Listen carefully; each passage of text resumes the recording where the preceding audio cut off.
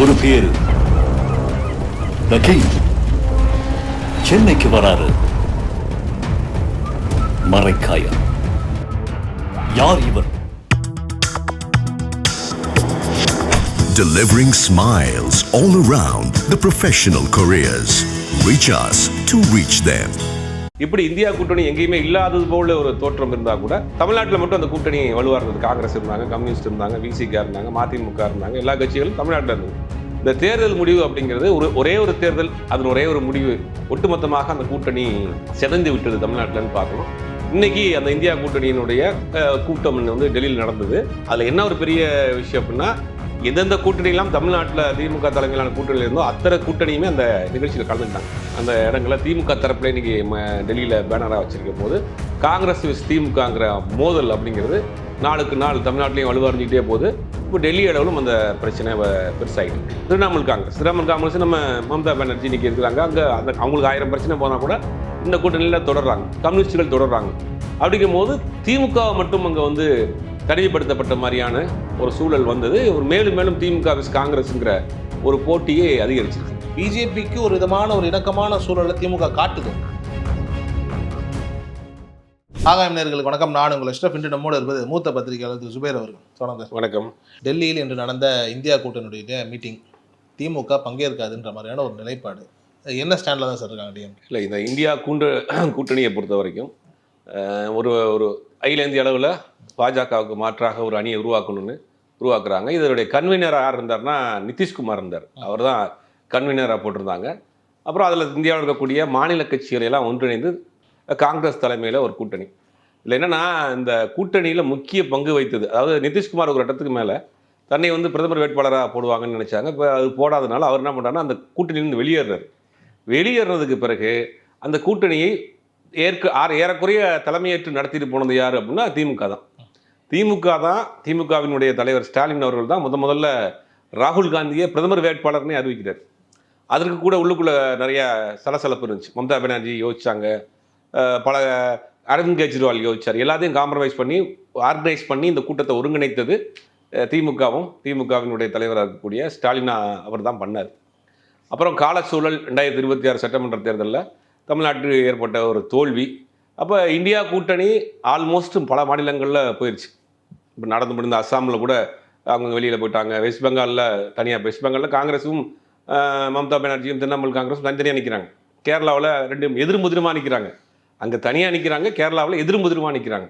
இப்படி இந்தியா கூட்டணி எங்கேயுமே இல்லாதது போல ஒரு தோற்றம் இருந்தால் கூட தமிழ்நாட்டில் மட்டும் அந்த கூட்டணி வலுவாக இருந்தது. காங்கிரஸ் இருந்தாங்க, கம்யூனிஸ்ட் இருந்தாங்க, விசிகா இருந்தாங்க, மதிமுக இருந்தாங்க, எல்லா கட்சிகளும் தமிழ்நாட்டில் இருந்தது. இந்த தேர்தல் முடிவு அப்படிங்கிறது ஒரே ஒரு தேர்தல், அதன் ஒரே ஒரு முடிவு ஒட்டுமொத்தமாக அந்த கூட்டணி சிதைந்து விட்டது தமிழ்நாட்டில்னு பார்க்கணும். இன்றைக்கி அந்த இந்தியா கூட்டணியினுடைய கூட்டம் வந்து டெல்லியில் நடந்தது. அதில் என்ன ஒரு பெரிய விஷயம் அப்படின்னா, எந்தெந்த கூட்டணியெல்லாம் தமிழ்நாட்டில் திமுக தலைமையிலான கூட்டணியில் இருந்தோ அத்தனை கூட்டணியுமே அந்த நிகழ்ச்சியில் கலந்துக்கிட்டாங்க. காங்கிரஸ்க்கு தலைமை நடைபெற்ற இந்த கூட்டத்தில் வைகோ கலந்துருக்கிறாரு, திருமாவளவன் கலந்துருக்கிறாரு, அப்புறம் வந்துட்டு மற்ற கட்சிகள் எல்லாமே கம்யூனிஸ்டுகளை சேர்ந்த தலைவர்கள் கலந்துருக்கிறாங்க. அந்த மாதிரி எல்லாமே போயிட்டாங்க. திமுக மட்டும் இப்போ வந்து அந்த கூட்டணியில் இல்லை, தனித்து விடப்பட்டதா, விலகி நிற்கிறதா, ஒதுங்கி நிற்கிறதா அப்படிங்கிற மாதிரி பல குழப்பங்கள். இந்த நிலைமையில் அவங்க வந்து அழைப்பு விடுத்தது கூட திமுக இந்த கூட்டணியை வந்து அவங்க புறக்கணிச்சிருக்கிறாங்க. ஏன்னா இங்கே தமிழ்நாட்டில் அவங்களுக்கு செஞ்ச அந்த ஒரு விஷயம்ங்கிறது அவங்க திமுக தொண்டர்களுக்கும் திமுகவுக்கும் ஒரு பெரிய மன வருத்தத்தை கொடுத்துருச்சு. ஏன்னா ஜெயிச்சு அடுத்த நாளே வந்து நீங்கள் வேற ஒரு கூட்டணிக்கு போனது அப்படிங்கிறது அது ஒவ்வொரு கட்சியும் எடுக்கக்கூடிய தனிப்பட்ட முடிவாக இருந்தாலும் கூட அவங்க நடந்து கொண்ட விதம் அவங்களுக்கு வந்து ஒரு பெரிய வருத்தத்தை கொடுத்துருச்சு. ஏன்னா நம்ம தான் காங்கிரஸை தூக்கி சுமந்தோம், நாம தான் காங்கிரஸுக்கான முதல்ல பிரதமர் வேட்பாளர்ன்றதை நம்ம தான் சொன்னோம். அப்படிங்கும் போது இன்றைக்கி வந்து அது வந்து நம்ம வந்து வேற ஒரு கட்சி தாவேக்கா வந்ததுக்கு பிறகு உடனே சொல்லாமக்கலாம் அடுத்த நாளே போயிட்டாங்க. இப்போ விசிகா அங்கேருந்து வர்றப்ப டிஸ்கஸ் பண்ணிட்டு வந்தாங்க, ஐஎம்எல் வந்து சொல்லிட்டு தான் வந்தாங்க. காங்கிரஸ் சொல்லாமக்கலாம் போயிடுச்சு அப்படிங்கிறது வருத்தம். அதனால் அவங்களும் என்ன பண்ணிட்டாங்கன்னா 2029-31 வரைக்கும் நாங்கள் வந்து இனிமேல் தாவேக்காவோடு தான் தொடர போகிறோம், திமுகவுக்கும் எங்களுக்கும் ஒட்டும் இல்லை, உறவும் இல்லைன்னு காங்கிரஸும் திட்டவட்டமாக சொன்னதுக்கு பிறகு இந்த கூட்டணி ஏறக்குறைய வந்து தமிழ்நாட்டில் முடிந்து போன விஷயமா தான் இருந்தது. இப்போ டெல்லியில் நடைபெற்ற கூட்டத்துக்கு அதுதான். இன்றைக்கி டெல்லியில் கூட்டம் நடைபெறக்கூடிய இடங்கள் அப்புறமே உதயநிதி ஸ்டாலினுடைய பேனர் போட்டு கூட்டணியில் இருக்கிறப்ப இவங்க என்னென்னலாம் பண்ணாங்க அப்படிங்கிற விஷயத்துலலாம் வந்து ஒரு பேனராக எதிர்ப்பு தெரிவிச்சிருந்தாங்க. முதல் குத்திட்டு போயிட்டாங்கிற மாதிரியான வாசகங்களை அந்த இடங்களை திமுக தரப்புல இன்னைக்கு டெல்லியில் பேனராக வச்சிருக்க போது காங்கிரஸ் விஸ் திமுகங்கிற மோதல் அப்படிங்கிறது நாளுக்கு நாள் தமிழ்நாட்டிலையும் வலுவடைஞ்சிக்கிட்டே போகுது. இப்போ டெல்லி அளவிலும் அந்த பிரச்சனை பெருசாகிட்டு இருக்கு. சார், ஆனால் இப்போ குறிப்பாக வந்துட்டு ராகுல் அவர்களை எதிர்த்து பதாகைகள் வைத்தது அப்படின்னு பார்க்கும்போது வந்து இப்போ ஒரு நாகரிகமான அரசியலை தான் திமுக எப்பவுமே கையில் எடுக்கும். ஆனால் இந்த இடத்துல வந்துட்டு கொஞ்சம் டைரெக்டாக டெல்லியிலே போய் அட்டாக் பண்ணுவோம், என்ன பார்த்துக்கலாம் அப்படிங்கிற அந்த ஒரு ஸ்டாண்ட் எடுக்கிறது என்ன? அந்த தோல்வியினுடைய நிலை அந்த கொஞ்சம் வீரியமாக செயல்படுது. இல்லை, திமுகவை பொறுத்த வரைக்கும் இப்போ அங்கே இருக்கக்கூடிய ஐஎம்எல் போனாங்க. ஐஎம்எல் பொறுத்த வரைக்கும் ஐஎம்எல்லுடைய தலைவர் பேராசிரியர் காதர் மேந்தி என்ன சொன்னார், திமுக சொன்னால் தான் போகுங்கிற அளவுக்குலாம் அவர் பேசினார். அப்புறம் போயிட்டாங்கன்னு வச்சுக்கோங்க. மதிமுக போக முடியல, அவங்க தனி சின்னம் கிடையாது. விசிகாவை பொறுத்த வரைக்கும் அங்கே சொல்லிட்டு ஒரு நட்பு ரீதியில் தான் வெளியில் வர்றாங்க. அப்போ காங்கிரஸை பொறுத்த வரைக்கும் நாங்கள் வந்து இவங்களாம் என்ன நிபந்தனையில் அந்த கூட்டணியில் இருக்காங்கன்னா, தமிழ்நாட்டில் ஒரு ஆட்சி கலைஞ்சிடக்கூடாது, ஒரு பிரசிடென்ட் ரூல் வந்துடக்கூடாது, கவர்னர் ஆட்சி வந்துடக்கூடாது. கவர்னர் ஆட்சியோ பிரசிடென்ட் ரூலாக வந்தால் அது நேரடியாக பாஜகவுடைய கட்டுப்பாட்டில் போகிற மாதிரி போயிடும். அந்த இதுக்கு இடம் கொடுத்துடக்கூடாதுன்றதுக்காக தான் வேறு முகாமில் நின்று ஜெயிச்சா கூட இவங்க அந்த கூட்டணிக்கு ஆதரவு கொடுக்குறோங்கிற ஒரு டேக்லைன் போட்டாங்க, ஒரு டிஸ்க்ளைமரை போட்டு அங்கே போகிறாங்க. ஆனால் அந்த டிஸ்க்ளைமரே கண்டிஷன்ஸ் அப்ளைங்கிற மாதிரி ஒரு போட்டிருக்காங்க. அப்பப்போ பிரச்சனைகளுக்கு அவங்க வந்து குரலும் கொடுக்குறாங்க. அரசாங்கம் செய்யக்கூடிய பிரச்சனைகளுக்கு, அரசாங்கம் செய்யக்கூடிய ஏதாவது தவறுகளுக்கு இவங்க எதிர்த்து குரல் கொடுக்குறாங்க. ஆனால் கம்யூனிஸ்டை தவிர்த்து வேறு யாருமே பெருசாக குரல் கொடுக்காது. விசிகாவுமே பேசுகிறாங்க, குரல் கொடுக்குறாங்க, கம்யூனிஸ்டுகளும் பேசுகிறாங்க. காங்கிரஸ் வந்து என்ன பண்ணாங்கன்னா, அவங்க லாங் டைம் அக்ரிமெண்ட் ஒன்று போட்டாங்க. 29, 31 வரைக்கும் நம்மளோட தான் உறவு அப்படின்னு போட்டு அவங்க ரொம்ப நெருக்கமானது. இவர்களுக்கு கொஞ்சம் நம்ம கூட்டணியில் நின்று ஜெயிச்சுட்டு இப்படி சொல்லாமல் கொள்ளாமல் போயிட்டாங்க அப்படிங்கிறது அவங்களுக்கு ஒரு மன வருத்தம். அகில இந்திய அளவில் வந்து இனிமேல் ஒரு வேண்டாம் அப்படிங்கிற முடிவுக்கு வந்திருக்கிறாங்க. இதில் என்னென்னா, இந்த கூட்டணியில் மம்தா பானர்ஜி கலந்துக்கிற மாட்டார், கம்யூனிஸ்டுகள் கலந்துக்கிற மாட்டாங்கன்னு நினச்சாங்க. பட் இன்றைக்கி எல்லாருமே கலந்துக்கிட்டது தான் ஒரு பெரிய ஷாக்கிங். மம்தா பானர்ஜி கலந்துக்கிட்டாங்க, கம்யூனிஸ்ட் கட்சியில் இருக்கக்கூடிய ராஜா அவர்கள் கலந்துருக்கிறாரு, வைகோ கலந்துருக்காரு, திருமாவளவன் கலந்துருக்கிறாரு. எல்லாருமே இந்த இந்தியா கூட்டில் இருக்கக்கூடிய முக்கிய முகங்கள் எல்லாருமே, அப்புறம் வந்து இது சமாஜ்வாடி பார்ட்டிலேருந்து அகிலேஷ் யாதவ் கலந்துருக்கிறாரு. இப்படி அந்த கூட்டில் இருக்கக்கூடிய எல்லாருமே கலந்து, ஒவ்வொரு மாநிலத்திலையும் இன்றைக்கி அகிலேஷ் யாதவை பொறுத்த வரைக்கும் யூபியில் எதிர்கட்சி தலைவராக இருக்குது. அப்புறம் டிஎம்சின்னு சொல்லக்கூடிய திரிணாமுல் காங்கிரஸ் நம்ம மம்தா பானர்ஜி இன்றைக்கி இருக்கிறாங்க. அங்கே அவங்களுக்கு 1000 பிரச்சனை போனால் கூட இந்த கூட்டணியில் தொடர்றாங்க, கம்யூனிஸ்டுகள் தொடர்றாங்க. அப்படிங்கும் போது திமுக மட்டும் அங்கே வந்து தனிமைப்படுத்தப்பட்ட மாதிரியான ஒரு சூழல் வந்தது. ஒரு மேலும் மேலும் திமுக விஸ் காங்கிரஸுங்கிற ஒரு போட்டியே அதிகரிச்சிருக்கு. ஆனால் மத்திய பொறுத்த வரைக்கும் சார், ஒன்று திமுக காங்கிரஸோட நிற்கணும், காங்கிரஸோட நிற்கலைன்னா அடுத்து வேறு யாரோட நிற்பாங்கன்ற கேள்வி வரும்போது ஆட்டோமேட்டிக்காக பிஜேபியை நோக்கி தானே பயணிக்கும். அப்போது பிஜேபிக்கு ஒரு விதமான ஒரு இணக்கமான சூழலை திமுக காட்டுதோ? இல்லை, அந்த சூழ்நிலை உருவாகிட்டு இருக்கு. பிஜேபி இப்போ இவங்க அகில இந்திய அளவில் அரசியல் பண்ணியாகும். 22 சீட்டு எம்பி வச்சுருக்கிறாங்க, 22 எம்பி வச்சுருக்காங்க. அப்போ இவங்க தமிழ் ஒரு அரசியலை செய்யணும் அப்படின்னா இவங்க எதை நோக்கி போகணும்? அகில இந்திய அளவில் பிஜேபிக்கு காங்கிரஸுக்கு மாற்று பிஜேபின்னா நீங்கள் ஒரு பார்ட்டியாக இருக்குது, வலுவான கட்சியாக இருக்குது. ஒரு 3வது அணி அமைக்கலாம், ஒரு 3வது ஒரு தேர்ட் ஃப்ரண்ட் ஒன்று ஃபார்ம் பண்ணலான்னா கூட இப்போ இவங்க எல்லாம் எதிர்பார்த்தது என்னென்னா, அரவிந்த் கெஜ்ரிவால் போக மாட்டார், மம்தா பானர்ஜி போக மாட்டாங்க, சுப்ரியா சுலே போக மாட்டாங்க, இவங்களாம் போக மாட்டாங்க, தேசியவாத காங்கிரஸ் சுப்ரியா சுலே போக மாட்டாங்க, இவங்களாம் போக மாட்டாங்க, இந்த கூட்டம் பெருசாக நடைபெறாதுன்னு தான் நினச்சாங்க. பட் இவங்களை தவிர மற்ற எல்லாருமே இருக்குது. தமிழ்நாட்டில் விசிகா போயிருக்கு, மதிமுக போயிருக்கு, மற்ற கட்சிகள்லாம் போயிருக்கிறாங்க. அப்படிங்கும் போது இவர்கள் வேறு வழி இல்லை.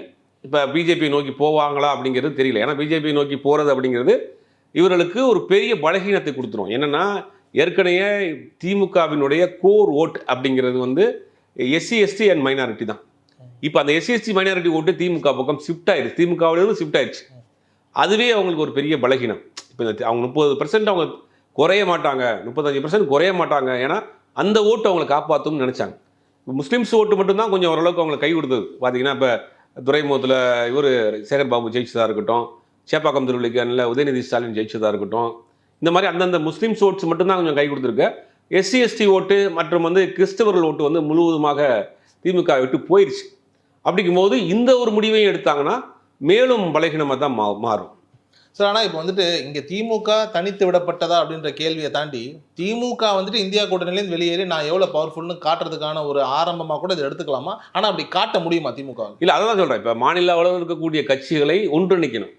இப்போ ஒரு தேர்ட் ஃப்ரண்ட் இவங்க திமுக தலைமையில் 3வது அணி அகில இந்திய அளவில் ஒரு அணியை ஃபார்ம் பண்ணுறாங்க அப்படின்னா யாரோட மாநிலத்தில் நீங்கள் வந்து கூட்டணி வைக்க முடியும்? வெஸ்ட் பெங்காலில் வலுவாக இருக்கக்கூடிய, இன்றைக்கி எதிர்கட்சியாக இருக்கக்கூடிய நம்ம மம்தா பானர்ஜி அந்த கூட்டணி இருக்கிறாங்க. அகிலேஷ் யாதவ் 2வது ஒரு பெரிய கட்சி, காங்கிரஸ்க்கு அடுத்து ஒரு பெரிய கட்சி, பல்கா ஒரு நாடாளுமன்ற உறுப்பினர் வச்சுக்கக்கூடிய கட்சி. யூபியில், அவரும் அந்த கூட்டணியில் இருக்கிறார். கம்யூனிஸ்டுகள் இந்த கூட்டணியில் இருக்கிறாங்க. தமிழ்நாட்டை பொறுத்த வரைக்கும் தமிழ்நாட்டை விசிகா இருக்குது, மதிமுக இருக்குது, இப்படி எல்லா கட்சிகளையுமே திரிணாமுல் காங்கிரஸ் இருக்குது, அரவிந்த் கெஜ்ரிவாலுடைய ஆம் ஆத்மி இருக்குது, எல்லாருமே அந்த பக்கம் இருக்கிறாங்க. இப்போ ஒரு தேர்ட் ஃப்ரண்ட் அவங்க ஃபார்ம் பண்ணுறதுக்கும் அவங்க ஒரு பெரிய சிக்கல் இருக்குது. எல்லா கட்சியிலும் அங்கே இருக்கப்போ யார் வருவாங்கன்னு. ஆனால் இதெல்லாம் வந்து இன்னைக்கு உள்ள சூழல், நாளைக்கு என்ன மாறும் சொல்ல முடியாது. ஒருவேளை நாளைக்கு இந்த கூட்டணிகள் தொடர்ந்து போகுமா, இந்த கூட்டணி உடையுமா, 2029 ஒன்று 2 வருஷம் இருக்குது, 2 வருஷத்துக்குள்ள என்ன வேணாலும் நடக்கலாம். அப்படிங்கும்போது இன்றைய நிலைமையில் திமுக இதை கொஞ்சம் அமைதியாக ஸ்டெப் பை ஸ்டெப்பாக தான் இதை மூவ் பண்ணுவாங்க. சார், அப்போ இந்தியா கூட்டணியிலேருந்து வந்துட்டு திமுக வந்து வெளியில் வந்து நிற்கிது அப்படின் போது அந்த இடத்துக்கு தாவேக்காவை கொண்டுட்டு வரதுக்கான வேலையை இப்போ காங்கிரஸ் பண்ணும்ல? பண்ணும். ஆனால் இந்த அதில் தான் நம்ம மைனூட்டாக பார்க்க வேண்டியது, இந்த முறை அழைப்பு இல்லை அப்படிங்கிறாங்க. இந்தியா கூட்டணிக்குள்ளே ஆல்மோஸ்ட் தாவேக்கா வந்துருச்சு.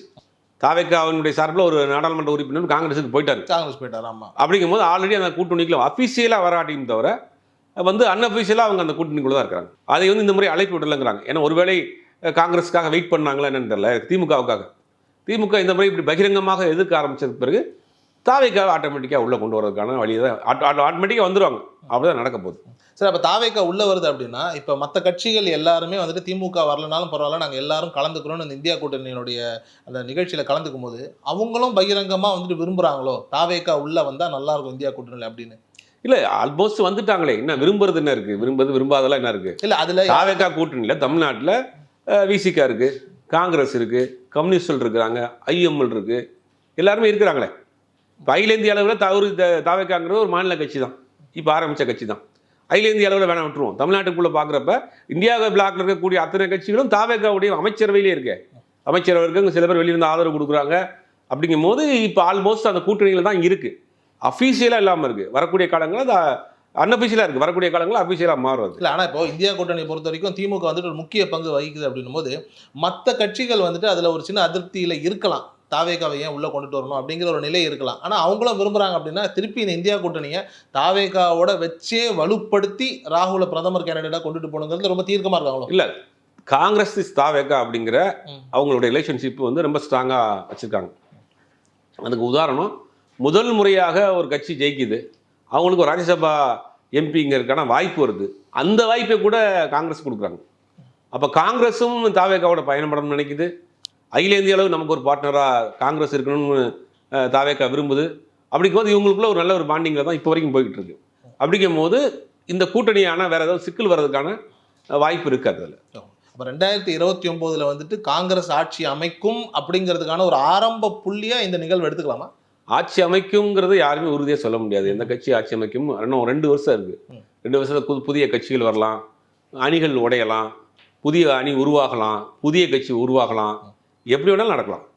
இப்போ வரைக்கும் இன்றைய நிலைமை வரைக்கும் இந்தியா கூட்டணியில் திமுக இல்லை, தாவேக்கா வெளியில் இருக்குது, அஃபீஷியலாக அன்அஃபீஷியலாக இருக்குது. அஃபீஷியலாக மிக குறுகிய நாட்களில் வரும். இது போக போகத்தான் இந்த கூட்டணி எந்த அளவுக்கு வலுப்பெறுது, இந்த கூட்டணி நிலையாக இருக்குமா அப்படிங்கிறது பொறுத்து தான் பார்க்கணும். சார், ஆனால் இப்போ ஒரு கால் வந்துட்டு 2029 வந்துட்டு தாவேக்கா காங்கிரஸ் இப்போ இந்தியா கூட்டணி எல்லாம் ஒரு பக்கம் இருக்குது அப்படின்னா திமுகவோட நிலைப்பாடு என்னவா இருக்கும்? திமுக அவங்க வந்து பாஜகவோட நிலைப்பாடு தான் எடுக்க வேண்டிய கட்டாயம் வரும். வேற என்ன செய்யறது? ஆனால் தனித்துங்கிற அந்த ஒரு கான்செப்ட்லாம் ஒர்க் ஆகாது இல்லை. இப்போ என்னன்னா, அண்ணாமலை ஒரு புதுசாக ஒரு கட்சி ஆரம்பிச்சிருங்க. அண்ணாமலை வந்து பாஜகவுடைய இன்னொரு வெர்ஷன் 2.0 லேட்டஸ்ட் வெர்ஷன்.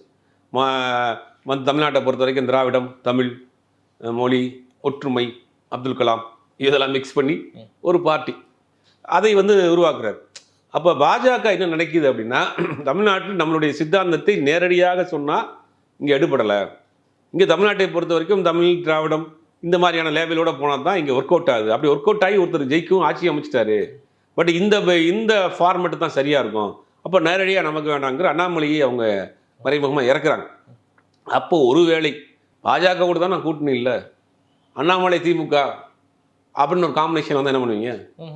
ஏற்படலாம்ல? ஏற்படலாம். ஆனால் மக்கள் இப்போ குறிப்பாக இப்போ நீங்கள் சொன்னீங்க திமுக பொறுத்த வரைக்கும் மைனாரிட்டி தான் அதிகமான ஒரு வாக்கு வங்கி இருக்குன்னு. அண்ணாமலை யாருங்கிறது எல்லாருக்குமே தெரியணும் போது மக்கள் ஏற்றுப்பாங்களா திமுக? அந்த மைனாரிட்டி ஓட்டு தான் போயிடுச்சே. கிறிஸ்தவர்கள் ஓட்டு 90% தாவேக்காவுக்கு போயிடுச்சு. எஸ்சி எஸ்டிஸ் ஓட்டுஸ் கிட்டத்தட்ட அது ஒரு 90% மேலே போயிடுச்சு. இஸ்லாமியர் ஓட்டில் ஒரு 20% போயிடுச்சு. மிச்சம் ஒரு 80% அங்கே இருக்குது.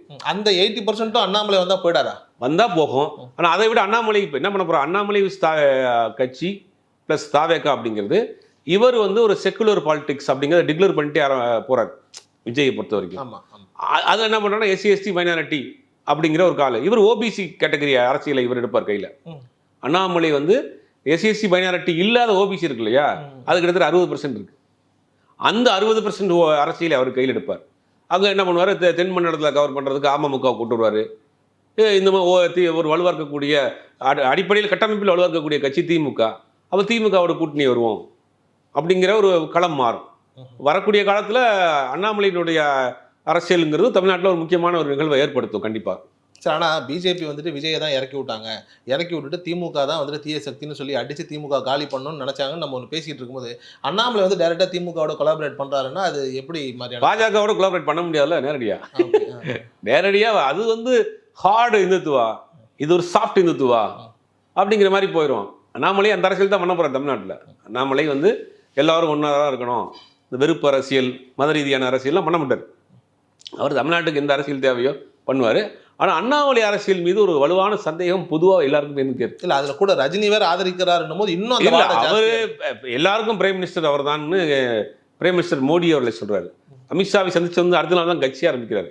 அப்படிங்கும்போது இதெல்லாம் வந்து அவர் மேல் விழுந்திருக்கக்கூடிய மிகப்பெரிய சந்தேகங்கள். ஆனால் இதெல்லாம் அவருடைய செயல்பாடுகள், அங்கே சேரக்கூடிய ஆட்கள், அவர் பேசக்கூடிய சித்தாந்தம், இதெல்லாம் தான் அவருடைய சந்தேகத்தை போக்குமா இல்லை சந்தேகமே இருக்குமா, இவர் எந்த அளவுக்கு போக போகிறாருங்கிறது வரக்கூடிய காலங்கள்லாம் தெரியும். ரொம்ப நன்றி சொன்னார்.